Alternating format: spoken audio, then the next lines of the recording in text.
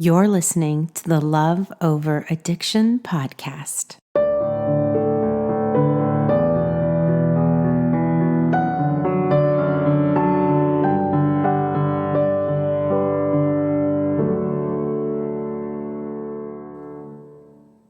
Hey, before Michelle dives into teaching, I need to say that towards the end of the episode, there's a little bit of spicy language that's not appropriate for young ears. So if you need to grab a headset or listen a little bit later when you're alone, I just want you to know that's coming. Hey, so can we talk for real? I want to talk about something that most people don't talk about. Today, I want to talk about addiction and friendship.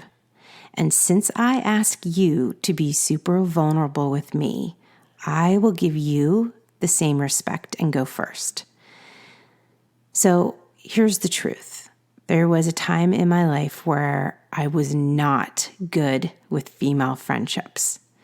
So you know those type of women who have 1,000 million friends and who go on 9 different girls' trips per year?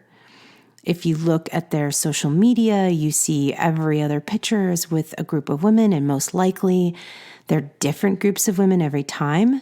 They might have red Solo cups in their hands in the pictures, or look like they're laughing about an inside joke that you'll never know about. If you're like me, you wonder, where did these women meet? How did they get invited to this dinner or brunch or supper or book club? You may judge their outfits or think to accuse them of being fake, but secretly, you're jealous because a part of you knows this is kind of the friendship you want.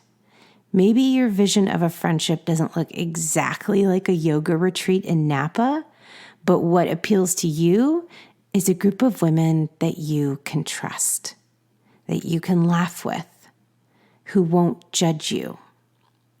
You want friends who know your loved one is suffering from addiction, and they won't tell you to stay, and they won't judge you for leaving. They will listen. They will bring over a casserole when he doesn't come home for the second night in a row. Who will call you before sending out a birthday invitation to make sure that you can actually make it. You want a best friend, or 2 or 3. And so did I. When I was in boarding school, I found myself really lonely. On the outside, it looked like I had many friends, but truthfully, I didn't trust anyone.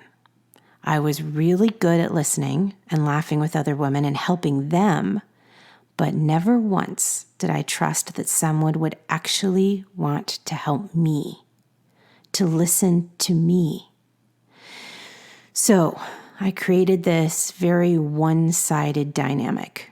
I would help, I would give advice, I would listen and hold space for their feelings, but never once was I vulnerable with them.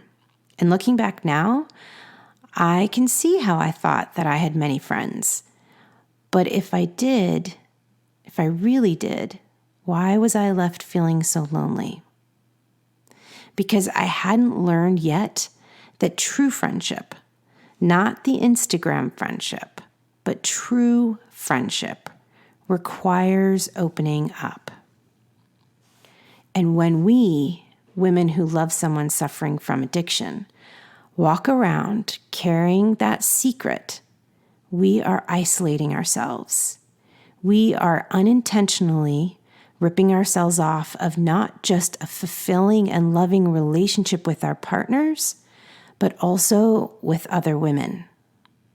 We lose intimacy and trust in both romance and friendships. And where does that leave us? Lonely. One day in boarding school, I was sitting with a group of girls and I started to cry. And this was very unlike me. I'm not a crier to begin with. And the fact that I just randomly started crying was a little awkward. I was the girl who looked like she had it all together, who was always smiling and always helping. But I couldn't do it anymore. I was exhausted. And the other girls around me didn't exactly know what to do and kind of gave each other like the side eye. But one girl in the group, she put her arm around me and asked what was wrong.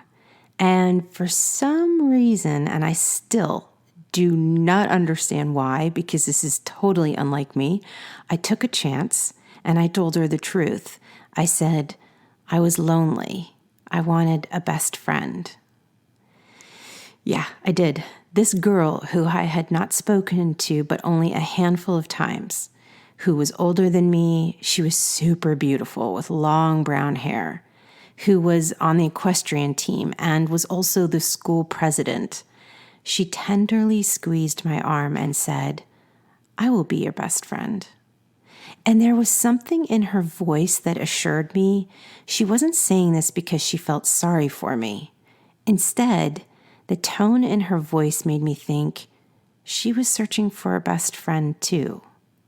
And that's how it started. One of the best friendships I have ever had in my life. We became inseparable. She told me her secrets and her dreams, and I told her my fears and insecurities. Because we were both caretakers, we knew the importance of taking turns to divide our moments of giving and receiving equally. If she was struggling with something, I cherished her feelings and helped her work through it. But the next time we spoke, she knew it was her turn to make time for me.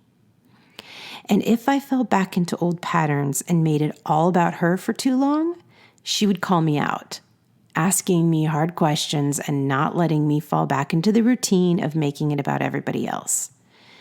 I loved her. She was my safe space. She helped me plan my wedding, and she got on a plane to be there when I told my mom I thought I married a man with a drinking problem. She was there when I had my baby, and she was there when I decided I needed to leave my marriage. But here's the truth. I stopped being there for her. Addiction stole all my time and all my energy, and getting my husband sober took all my attention. Saving my family was the only thing I could think about, and I became a selfish friend. Plus, I was so embarrassed when my husband passed out or started to slur his words that I stopped hanging out with other people. And then one by one, I not only lost her, but I lost other friends I had made along the way. I disappeared into my husband's addiction. I made it all about my kids, all about him, all about this disease. And once again, I was lonely. So now it's your turn. Let me ask you a question. How are you doing with your friendships? Are you making time for women and connection and truth in your life? Or are you lonely like I was? Do you want friends but are introverted and not sure how to make them? Are you feeling guilty about leaving the house and your loved one alone? Are you worried that if you get your own life, you are not going to be able to manage theirs? Do you compare your relationships to other women and think, if they knew my secret, they wouldn't want to be friends? Are you afraid to put yourself out there because you think everyone else has got it so much more together than you do? Listen, I am one of the women who other women think have it all together. I don't know why, but that has always been the way. In fact, just last week, a friend texted me and said, someone asked her if I would want to go to her son's party. I said, wait a second. She asked you if I wanted to go. Why didn't she just invite me? Why did she text you and ask? And my friend said, she's a very honest friend, which is the kind of friends I love. Because women are scared of you, Michelle. They see you as super put together and successful, and it scares them. And then she added, but I know you're a shit show and real, so you don't scare me. And let me reassure you, I don't have anything together. nothing. My life is a shit show, big time. So invite me. I want to be invited too. Not to your big parties because hello, introvert, but the small events, the ones where we can have real conversations and be vulnerable and talk about all the ways we're just hanging on, trying to get by this crazy life. In other words, your life, although not perfect, is just as wonderful and messy as the women you are comparing yourself with. You can be her best friend. In fact, she's probably needing a real best friend even more than you. So sign up to volunteer for that committee where you can meet other women, join a book club, and show up with a warm smile. Talk to the moms on the sidelines while watching your kid play soccer. Do the really scary thing and invite someone for coffee. And if you can't have them over because your partner's embarrassing behavior due to addiction, leave the house. Trust me, I get how scary a concept that is for us introverts. But once you're out and about, don't you just feel grateful that you had a courage to take a break from this disease? Friendships with other women are one of the best ways that we can heal. In fact, there are several women who have become best friends in our secret Facebook group. They literally found their best friend because of addiction.